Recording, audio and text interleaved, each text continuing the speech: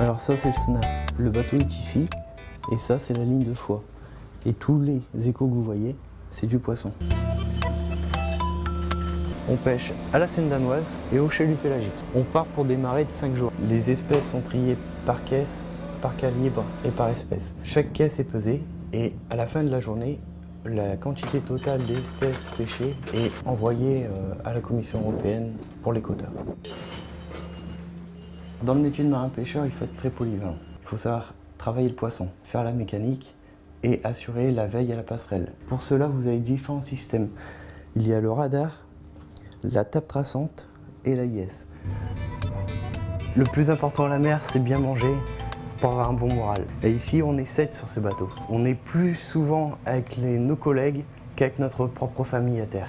L'esprit de famille, c'est ce que j'ai retrouvé avec la CFTC. Le métier de marin-pêcheur, c'est l'un des métiers les plus pénibles et dangereux au monde.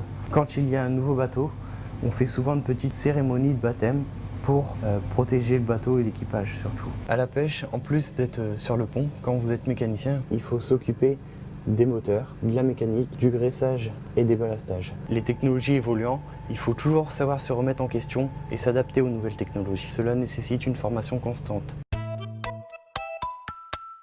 On voit bien à travers le témoignage de Richard que le métier de marin-pêcheur est un métier que l'on fait avec passion. Mais on voit aussi que c'est un métier qui évolue énormément. Le numérique, là aussi, prend sa place.